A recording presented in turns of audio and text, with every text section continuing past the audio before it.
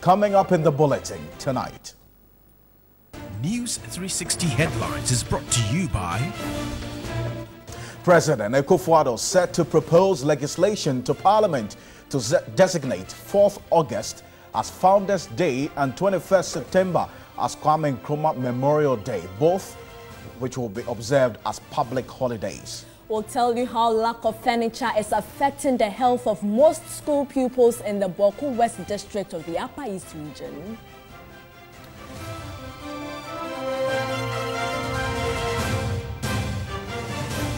Still on education tonight, communal conflict between the people of Konya and Alabanyo is taking a toll on second cycle education in the area.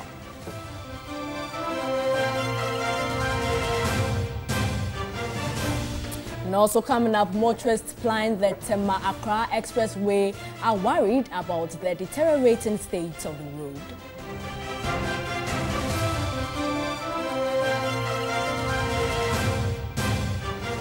And on the foreign front, Kenya's opposition leader Raila Odinga says the coalition he leads will hold nationwide campaigns to urge reforms of the Electoral Commission before the fresh presidential elections next month.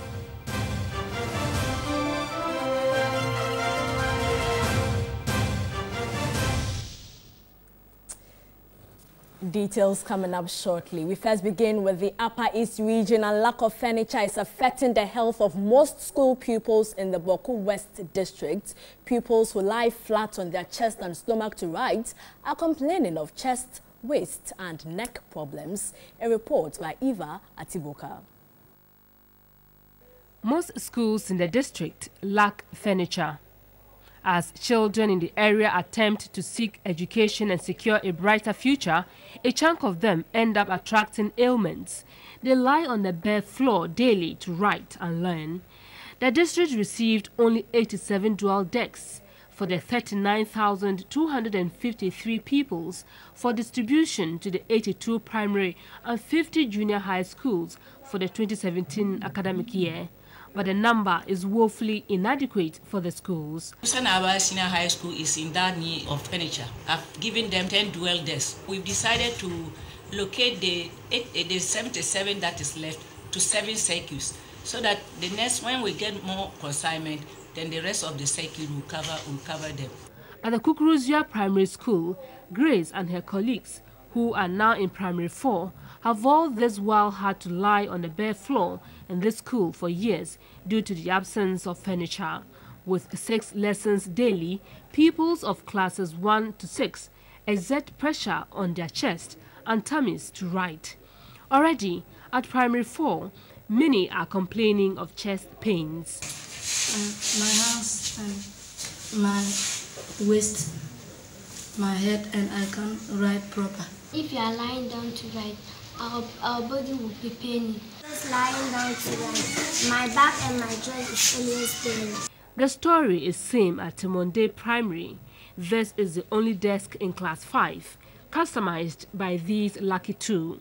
In Class 4, some hung on benches they brought from their houses. Others stand to allow them a clearer view. For teachers, the situation is demotivating. If I'm here to teach, travel all the way from Zebula town, if you look at their modes, sitting unconcerned with you is too bad. School authorities say all efforts to get furniture for studies have failed.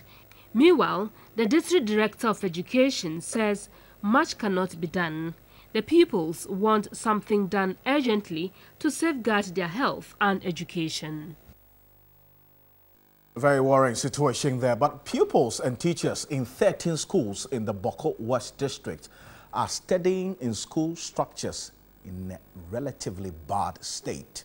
Eva Tiboka reports that structures are also near collapse. The children and teachers here all have passion for school, but the structures in which they study terrify them. Roofs and walls of their school structure hang loosely, with children studying in them. Anytime rain threatens, the school had to close. Aspiring to achieve a brighter future, pupils are still motivated to sit and learn on the bare floor, even under a dilapidated structure. Timonde Primary School is one of the 13 schools which had their roofs ripped off. 13 good schools that were ripped off. I have been able to roof 5 schools. I'm putting up my best to finish the rest of the school. And this is what pupils go through to learn on a daily basis. In fact, the thing is affecting studies here badly. Anytime it rains, people cannot even sit on the floor because most of the classes, they don't have dual desks to even sit. But some, they lie on the mats. And anytime it rains, the whole place is water. The situation is same at Kukurizua Primary School. Sometimes to even identify a word on the board or write their exercises is a problem because whenever the sun rises, they cannot see, it reflects on their eyes. This is a Sintande JHS built in 1996 with mud. The structure has developed cracks and school authorities fear it might collapse anytime soon. Who will allow his child to come and sit inside here? Look at how it is. They fear, even if rain is coming, everybody will disperse because you cannot stay here while the wind is blowing or the rain is falling. But officials of the District Education Service say they are helpless. The District Chief Executive, Victoria Ayamba, promised to reach out to the schools. Let's go to the central region where pupils there can now heave a sigh of relief as a new kindergarten block has been constructed for pupils of the Breman Jamra Methodist Basic School. Well, this replaces the old one that collapsed and killed 4 KG children in January this year. January 31, 2017 was the day the whole Jamra township was thrown into mourning when their 4 female KG pupils were killed by a collapsed KG block, whereas with others being hospitalized. According to sources, several organizations pledged to put up a new building for the school but could not see the light of day. Gold Key Properties came in to construct a 2-unit KG block with offices and refurbished a 6-unit classroom block for the Breman Jamra Methodist Basic School. At a ceremony to commission the new block, the chief of Breman Jamra, Kwame Fosu, and the paramount chief of Breman Isikuma Traditional Area, Odifo Amwakwa Bwedu, expressed gratitude for the gesture. Central Regional Minister Kwame Duncan, in his address, admonished all stakeholders of development, including district assemblies, to play their role effectively in order to ensure such disasters are not repeated.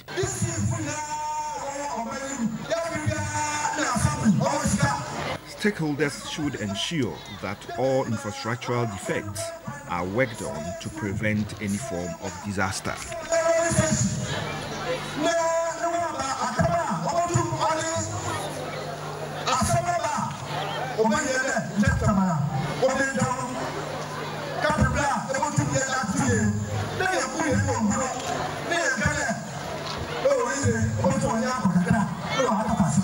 The executive director of Gold Key Properties, Cynthia Kwe, said the company has a broader plan of promoting education within the country and announced it will soon adopt a school to provide all necessary support it may need. Our aim is to ensure that our future leaders have a safe and conducive environment to learn.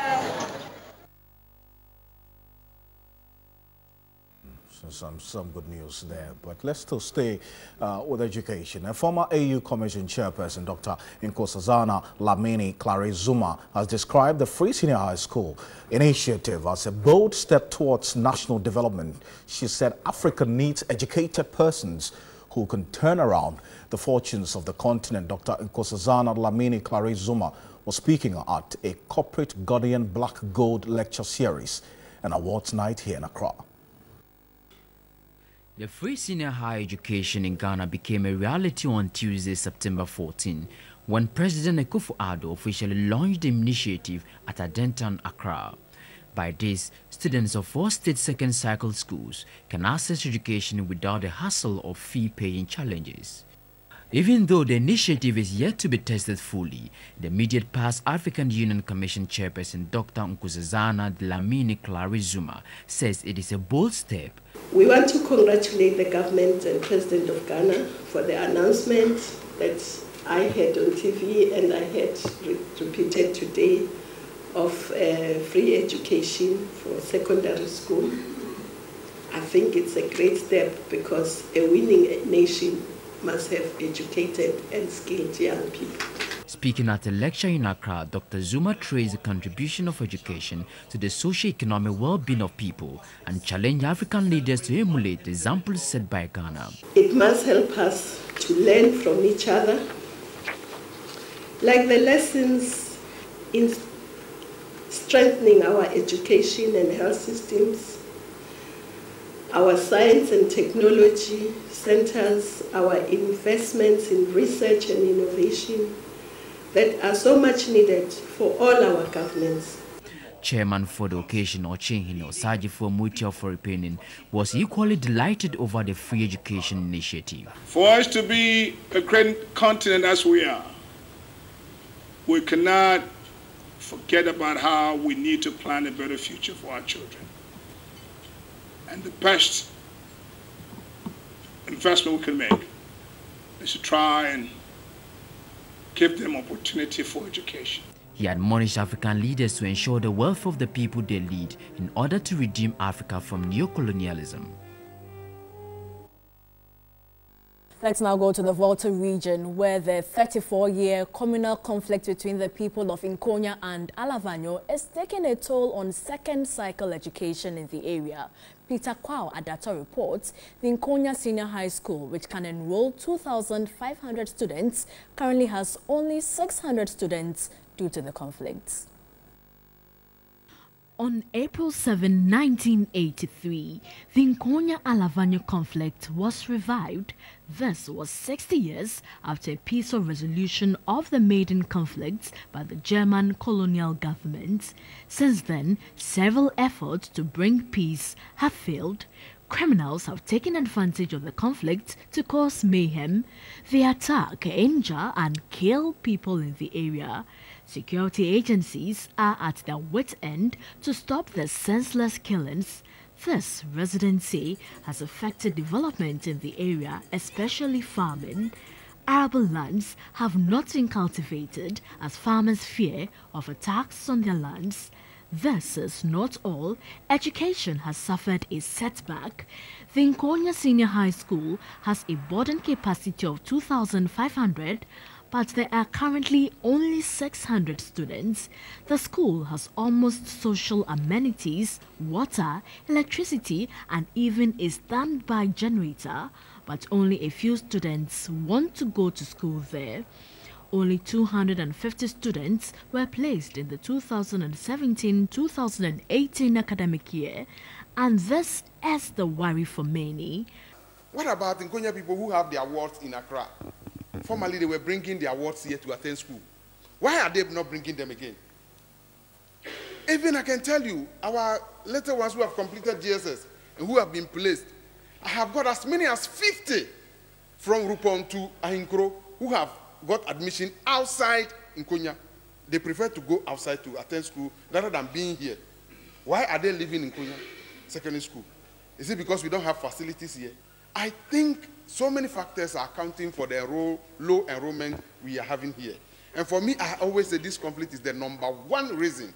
Though these challenges are known to inhabitants, the search for peace is still elusive. All these are effects of the conflict you are saying. It is not something that we don't know. We know. So what I'm trying to say is that if really you are concerned that the conflict between Alavanyo and Konya to cease, it will come from you, because if you apply righteousness and justice in your dealings with the two of us, it will cut. A teacher at the Konya Senior High School, Theophilus Aganu, advised residents to consider the future of children and stop the mayhem.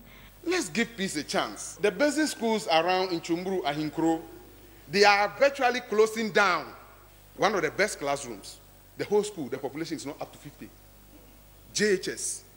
Most of the students are moving away from the schools that are Hintala or close to the outskirts. Why? So can we continue to live this way? The conflict has so far claimed many lives. The effect of conflict on education. Absolutely, and I think that the call for peace is a clarion one. They must embrace it. But Portia, did you ever doubt the history that you read in school? I think I'm now doubting. Well, with the kind of developments we're having now, but well, let's see how it pans out. Well, President Kwadwo is to propose a legislation to Parliament to designate 4th August as Founders Day and 21st September as Kwame Nkrumah Memorial Day, both of which will be observed as public holidays. A statement signed by Director of Communications at the Office of the President, Eugene Ahin, said 60 years after independence, the history of the events leading to it continues to be embroiled in what is described as unnecessary controversy, due largely to partisan political considerations. The statement acknowledged Dr. Nkrumah's standing in Ghanaian history and said, I quote, "It is entirely appropriate that Ghana honors him by designating his birthday as the permanent day of his remembrance." The statement further noted that it is fitting that Ghana honors successive generations who contributed to the founding of Ghana by commemorating the day on which the two most significant events in Ghana's history occurred, on August 4. On that day, in 1897, the Aborigines Right Protection Society, ARPS, was formed, while the United Gold Coast Convention was inaugurated. Meanwhile, President Kwadwo has issued an executive instrument to mark this year's celebration of Kwame Nkrumah Memorial Day as a public holiday.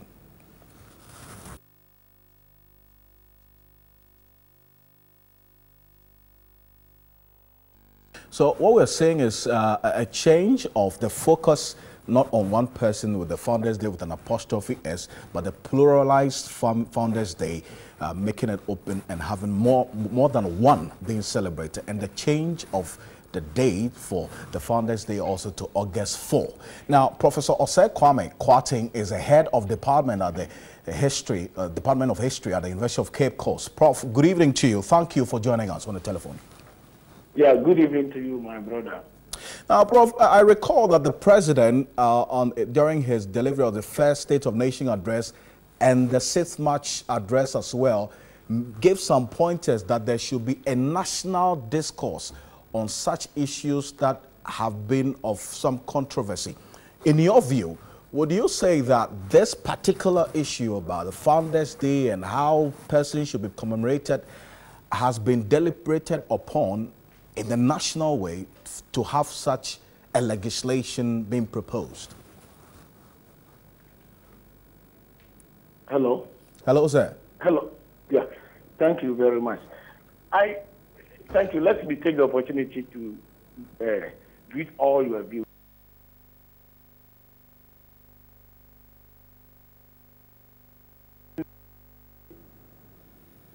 Attempt by the government to open a debate on that. I haven't seen that in the recent past.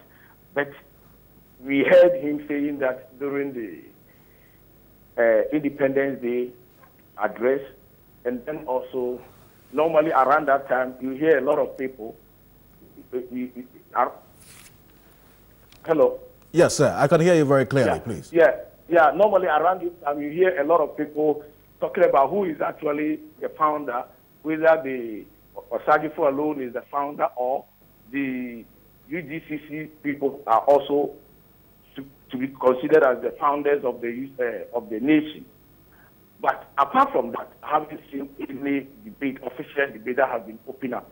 But what he has done today, or what he has proposed to do, I think is good, and he must be commended for that.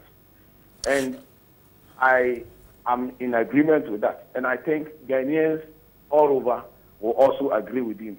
And that will bring to rest this unending debate about who is really the founder, whether it's really Osagifo or the people who met at Sopon on 4th August 1947 are the founders, as the debate had been raging on over the years.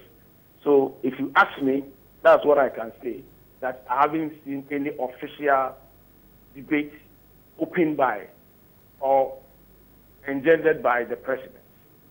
I see, but I mean, you say that this legislation is good, will bring an end to all this, but for the purposes of nationhood, I mean, you do know the divergent views about this particular subject of who is the founder or founders or how persons should be celebrated or in relation to our independence. So in the interest of nationhood and for these 2 dates,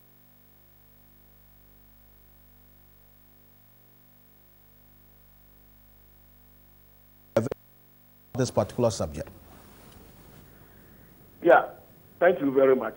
Whether people hold divergent views or not, we must settle this issue once and for all so that we move on as a nation. It has lingered on for quite a long time. Whether you like it or not, it is a matter of fact that historically, on that day, that fateful day, 4th August 1947, a group of Ghanaians comprising clergy, politicians, ordinary people, traders, and what have you, came together, lawyers and the rest, came together and said at Sopon, they converged at Sopon and formed what we call United Gold Coast Convention. And that laid the basis of our nationalism, or beginning of multi-party nationalism. They established that basis of our nationalism over there. At that day, Osadifo was not present. It was later that, upon the recommendation of Akwaje, who was a friend of Nkrumah and knew him abroad, he recommended that Nkrumah should be brought down to become the General Secretary, and he was brought down. Osadifo was not officially there, he was not present on that day. And we cannot discount the role played by these people who conceived that idea and saw that the time had come for Ghanaians to fight, or Gold Coasters to fight for their independence from colonial rule. They must be recommended. You see, and then Nkrumah came, he was given the position of General Secretary to reorganize the party, to interact with the youth and bring them on board. And he did exactly that. He did it perfectly. Everybody must commend him for the role that he did. It shows his organizational ability.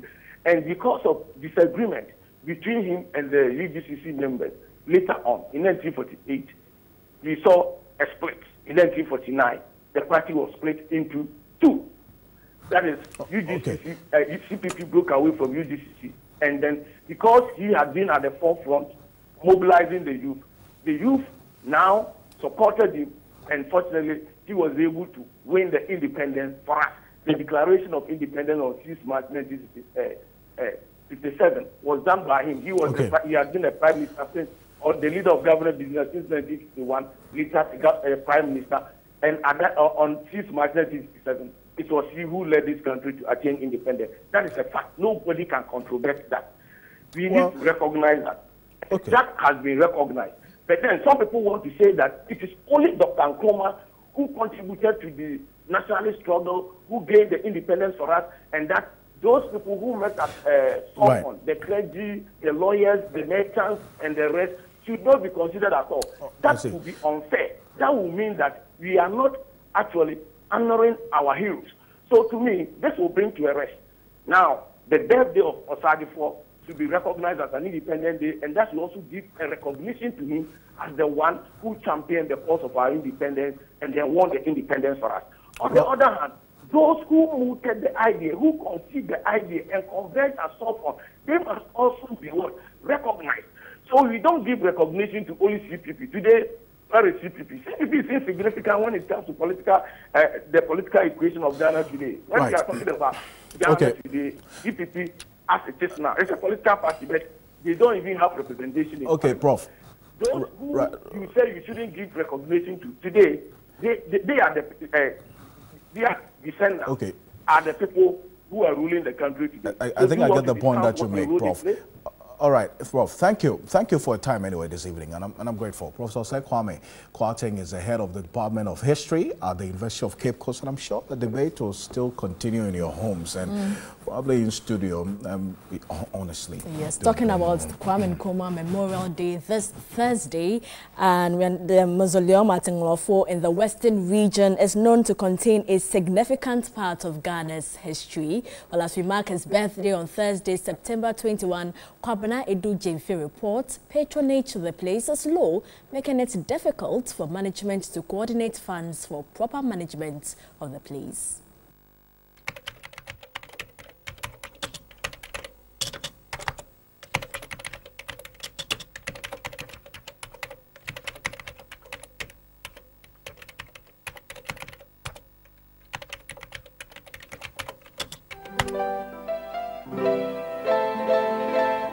This is one of the popular quotes by Ghana's first president, Osagyefo Dr. Kwame Nkrumah. The journey to unravel the depth from which he started was worth taking, as the thought of how the illustrious son of Ghana inspired independence across other African states urged us on. From Axim in the Western region, 5 kilometers from the coastal highway from Isiam Town Junction, we arrived at Nkrofo, which natives pronounce as Ngloflo, meaning crowd.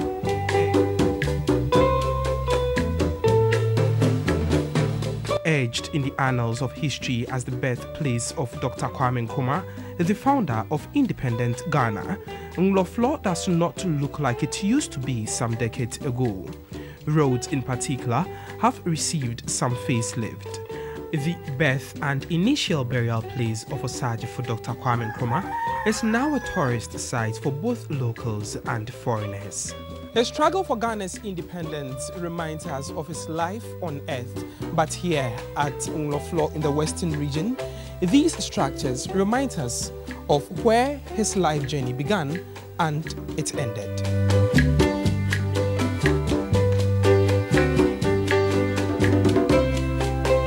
With 5 Ghana cedis for locals and 10 Ghana cedis for foreigners, there is always an opportunity to be briefed about Ghana's history.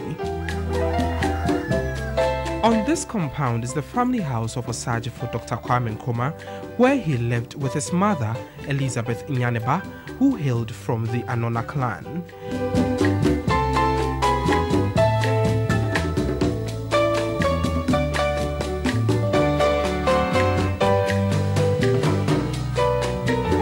This is the tomb where he was initially buried after his death in 1972. The patronage of this place is very low. From our statistics that we made at this place, sometimes we receive 3 people, that's every week, that's the maximum. This place is partially privatized, and it is in connection with HY Realty Company. The company is based in the US. They are the people of the company that support us to develop this place. So the development of this place is very poor. For the painting, we paint this place once every year, and that occurs on 21st September, that's on his birthday. I can't remember the last time that we had a support from the government. The Ghana Tourism Authority and the Museum Board should be called to order to ensure they answer some questions about this particular situation. But a former ambassador to Netherlands, Dr. Tony Aidoo, says if former President Rawlings does not back his claims against the NDC with evidence, then he is into mischief. Speaking to media journals Winston Amoah, he said since the former president believes in the principle of probity and accountability, he should be able to come out to always substantiate his claims. When you accuse, you must prove. So those allegations must be backed by factual evidence. You can't leave them hanging in the air. In which case, if they continue to hang in the air, then they are mischief making. He's still not provided proof yet. Has he named one single person to have done this? And Not that I know of. Exactly. So it's mischief. Of course it's mischief making. From one point of view, his behavior is understandable because having nurtured a party and a principle into being, to the extent that he believes that those principles are being flouted with impunity, then he has a point to emotionally react. But I would have thought, as chairman of the Council of Elders and a founder, he would comfort the party people so that these things can be sorted out, rather than go out and watch the dirty linens. You're watching News 360 from the News Hub. We have more news coming up shortly. Do stay with us.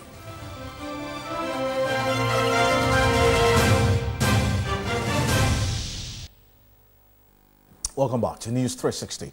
The Agbogbo Mafia of the Asogli State, Togbe Apede, has charged traditional leaders to modernize and transform the chieftaincy institution in order to meet the needs and aspirations of the people. The president of the National House of Chiefs was speaking at the Grand Durbar to mark the end of the 3-week celebration of the Yam Festival.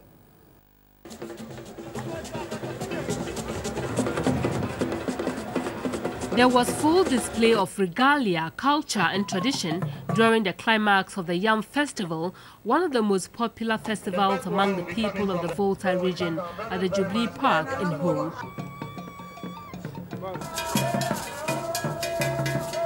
It was a convergence of Ghana's culture as traditional leaders across the country were present to celebrate the festive occasion with the Asogli State. Cultural performances heralded the occasion.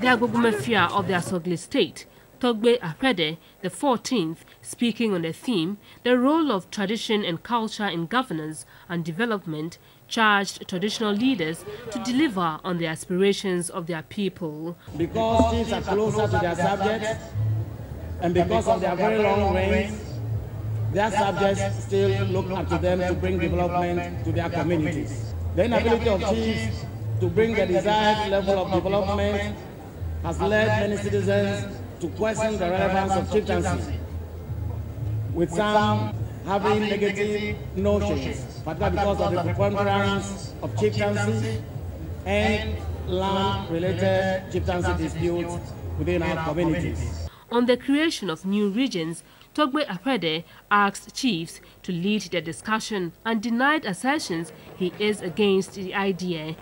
I want to emphasize to all my voter compatriots that, just as Nana Brempong said, the creation of a new region is a process.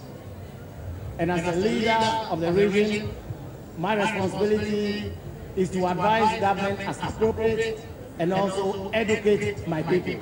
Vice President Dr. Mahamudu Bahumia, who was the guest of honor, charged the youth to learn from their cultural values. It is my hope and prayer that Asogli youth would take lessons from the sacrifices made by their ancestors and cut for themselves paths which will lead them to become worthy citizens of society. It is their turn to build this wonderful tradition, make it stronger, so that they too one day will gather here to celebrate all of you gathered here. Contestants of TV3's flagship program, Ghana's Most Beautiful, were also present to add color to the occasion. Away from the Volta region, motorists plying the Tamakwa Expressway have expressed worry about the deteriorating state of the road. They fear the motorway, riddled with potholes, will claim more lives if left unattended to. Previously, driving on the expressway was smooth. This is one of the major link roads connecting motorists from Tema to Accra, from Accra to Tema. But now the situation has changed. Well, the motorway is now pothole-ridden, and motorists describe it as a death trap. Flying the expressway from Tema to Accra, one can count several potholes. Some are even beginning to look like gullies. Averagely, about 800 vehicles ply the stretch, according to the figures from the Ghana National Road Safety Commission. Despite paying road tolls, motorists have to contend with the poor nature of the expressway. Some are questioning the rationale for collecting the tolls. When you have a road that has stayed over how many years, you should expect that to happen. And what we need to do is to make sure that it's constantly checked to save the life of the people. The Tema stretch of the motorway is riddled with potholes, while the Accra stretch has seen some repair works, though motorists say this has made the expressway bumpy and dangerous. It's even risky when you are trying to dodge. It can even cause, hazard, or it can bring accident to the road. Driving at night with virtually no street lights on the motorway is frustrating for the drivers. Accidents are common anytime it rains. The recent repair works conducted on the expressway about 2 years ago near the Ajegojo Bridge is fast deteriorating. Road users want government to expedite action of the expansion of the motorway into a 6-lane stretch. The Weija Municipal Hospital is in dire need of basic logistics to ensure efficient healthcare delivery. The facility, the only referral center between the Kolebu Teaching Hospital and the Winneba Government Hospital, also lacks beds and space, and access to potable water remains a challenge. The Weija constituency has the former Communicable Disease Hospital, now South Municipal Hospital, as its biggest health facility.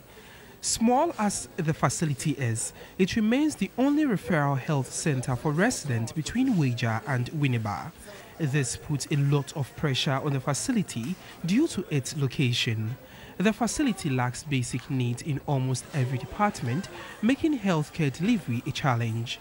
The acting medical superintendent of South Municipal Hospital, Dr. Nana Ofusua Amponsa, told the Deputy Health Minister, Tenana Ajele Mensah, health workers break their backs to save lives in the absence of basic needs. The male ward, we have just 4 beds. Female wards has 5 beds. And then we have the pediatric side, children's ward, 4 beds and 4 cots. So that's all that we have. And then, of course, we have at the labor side, the labor ward. So that is just what we have. And then look at the number of communities around this hospital. So you can see it's impossible. The Deputy Minister, who was touring health facilities within the Weija constituency, expressed worry over the development and pledged to seek support for the facility. Because, Akawe as a hospital is just the only hospital in this municipality. So there is always pressure on the hospital, especially people that are to be admitted or detained for some few hours. There is always pressure on the bed. And myself, I even did my national service here. So when I'm talking about pressure here, I know what I'm talking about. And being an MP in this area, I felt I could also give my widow's mind. Tina Mensah had earlier presented 10 hospital beds to the municipal hospital and other health centers in the constituency. The gesture followed promises she made to the people during the electioneering period. The Deputy Minister later visited the wards and other departments to see at first hand some of the conditions under which the health workers work. Tina Mensah again visited Oblugo Health Center and the SDA hospital to assess conditions. She urged the health workers to persevere and ensure that the lives of people that access health care at the facility are considered paramount. The Deputy Minister also visited some schools within the constituency to encourage pupils and teachers. The Boko West District in the Upper East region is on the brink of experiencing severe famine despite the Agriculture Ministry's prediction of a bumper harvest. Farmers have lost their entire farms to drought and pests, resulting in increase in prices of foodstuff. In spite of the armyworm and all that, there is a bumper crop on the way coming this year. But the prediction might not be right. I don't think that will be possible for us. And farmers will experience very poor harvest this particular year. The last time it rained is about 3 weeks now. And because of that, every farmer in this community is a frustrated man. Already, the price of maize shot up from 120 cedis to 150 cedis last month. A bowl of beans is now 13 cedis, up from 10 cedis. Rice is now 8 cedis, up from 7 cedis last month. The prices of many other agriculture produce are all up. It is September and crops which have been nearing harvest, but this is their best. September, a period that usually records vegetable glut, is lean. Prices are high and many traders are already out of business. First, we used to sell this one 50 pesos, but now there's no rainfall again, so we now sell this one 1 cedi. A few fingers of okra now sell at 1 cedis, compared with previously 18 and 20 fingers for same 1 cedis. They blamed the situation on drought and the fall armyworm infestation. All the crops are wilting and farmers are in a state of limbo. All the fertilizer applications that we did for the first and second has gone in vain, and we have no hope for the future in terms of food. A serious disaster. We have never experienced this kind of drought for the past 30 years. They all underscored the need for irrigation dams. It's a very serious situation. Very serious situation. It's actually ravaged a lot of farms, and we do know it's too early for us to have declared victory over these fall armyworms. But we'll be back with some sports news after this break. Do stay.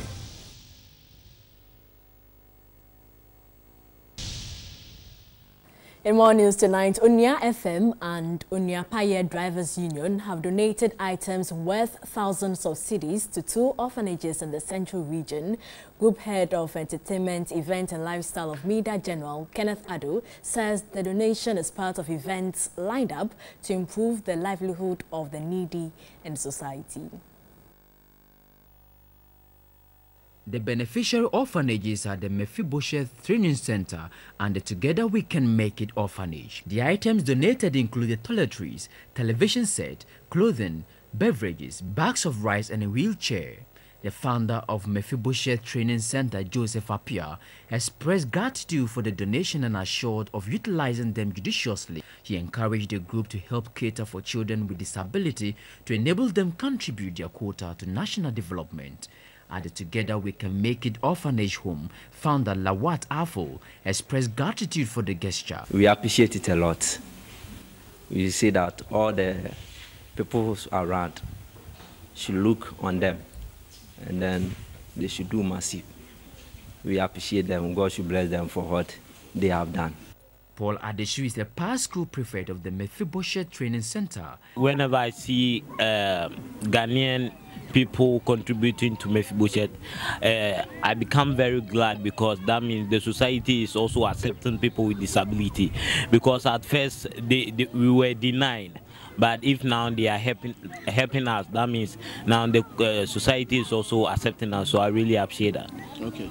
Head of Programs at Onuya FM Bright Asempa and Group Head for Event, Entertainment and Lifestyle of Media General, Kenneth Addo, assured the orphanage and the training school of the company's support. And so this has been another beautiful encounter with people who are underprivileged in society.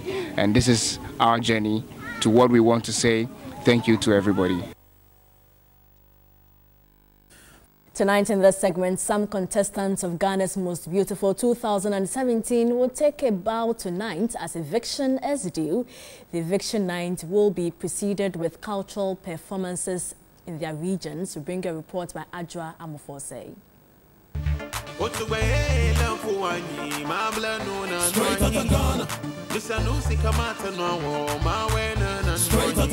It's been 3 weeks of the live shows and the ladies have put in their all to make an impression on judges. Some of them, having been consistent with each performance, have won the admiration of both judges and the public, while others have had a rough journey. Tonight, the ladies will display certain kinds of dances typical of their people and its significance. However, the first eviction of the competition will take place right after the performances. Producer of the show, Prince Dake, says the ladies have been aware that eviction is part of the processes and therefore they are ready for it. He said although it will be an emotional period for both evictees and those staying, they have no option than to move on from there. They are psyched enough. They are well aware of what is going to happen. We've given them enough grace period, and so they have to put up their A game. We've been showing the charts on both social media and then on TV, and so that is the 40% of the votes coming from the public. The judges are also having 60%, and so the addition of both, or the summation of the two, would merit who goes home and who stays. Meanwhile, you can continue voting for your favorite contestants by texting their name to 1413 on all networks. Ghana's Most Beautiful 2017.